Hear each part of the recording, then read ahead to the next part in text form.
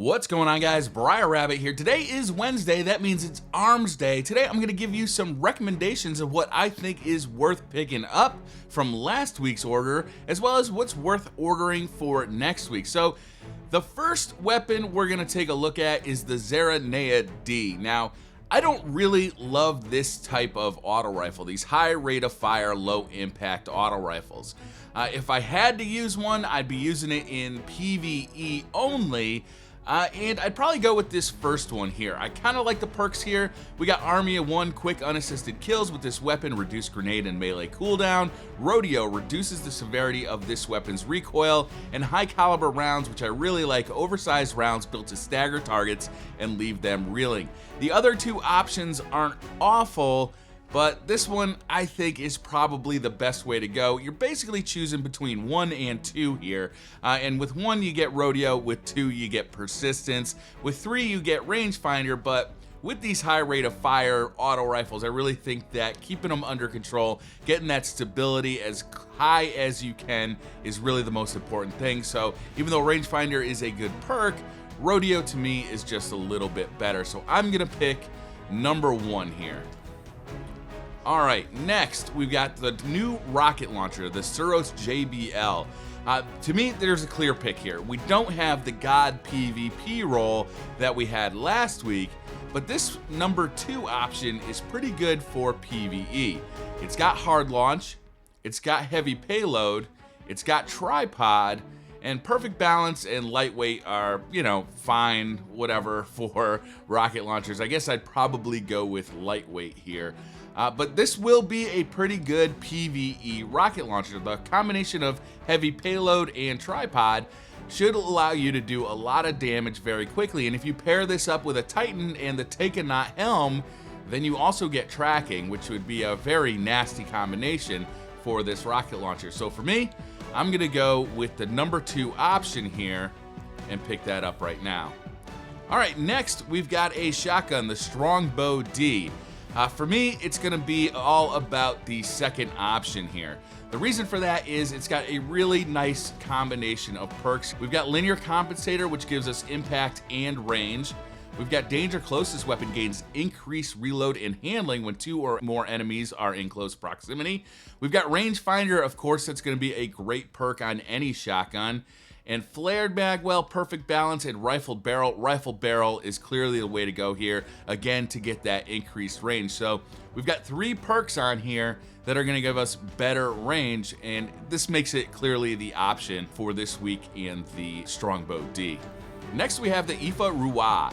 This is a pretty unexceptional sniper rifle, really only going to be useful in PvP, not too useful in PvE, and that's the way I would go with these perks. The first option is probably the best one, although it's not particularly exciting either. I don't really like this Private Eye perk, it's just not that useful to me. Zen Moment is pretty nice, Perfect Balance is real nice, Quick Draw always useful on sniper rifles, and Brace Frame isn't too bad. It comes with even more stability than Perfect Balance, but also a reduced magazine size. So I'd probably run it with Zen Moment and Perfect Balance, kind of combining to give it extra stability. It does come with 2 good sight options, the Scout and the Raptor, so both of those are pretty good. I prefer the Scout a little bit more than the Raptor, but the Raptor definitely has some very good usefulness. So for me, it's gonna be number 1 for the sniper rifle. Finally, we've got the Tuonela SR4. Honestly, this is a pretty good scout rifle, and any of these 3 are gonna be decent picks. For me, it's gonna be all about number 3. I really like the combination of Rescue Mag and Eye of the Storm. Both of these are gonna combine to just make you a little more deadly when you're low on health, and I like that option. That's good for PvP and in PvE. When you really need that gun to perform at its highest, it's gonna be doing it with both of those 2 perks active. I think this is a really cool option for a scout rifle. I would definitely pick this up and give it a shot, and I'm gonna pick that option number 3 here. Let's take a look at next week's weapons. We got the Hake Arminus D. Now, this is a high rate of fire, low impact weapon, and it's got pretty low base stability. So if you pick this one up, you're gonna be looking for perks like Perfect Balance or other things that can really boost that stability, because with these high rate of fire weapons, you really need to boost that stability as close as you can to the max to make sure you're keeping those headshots going. I don't prefer this type of weapon, and it's probably a skip for me. If I only had 4 orders this week, this would be the one I'd skip. Next, we've got the Soros DIS-43. We've seen this one come around before. It is a decent, if unexceptional, scout rifle. It's really about the perks that are going to make this thing shine. So if we get great perks on it, then it could be a great weapon. But with standard perks, it's just not all that exciting. Next, the Hake Judith D. This is the one that's whet my appetite for next week. This is a super high impact, low rate of fire hand cannon, and unfortunately it's got very low stability. So what we're looking for next week is something that can boost the stability and hopefully actually add some extra damage to some of those rounds. Luck in the Chamber would be an awesome roll. Final round would be an awesome roll. This could be a really fun hand cannon to use both in PvE and in PvP, probably more with a PvE focus, but I'm definitely looking forward to seeing what the rolls are, and I definitely recommend picking this one up this week.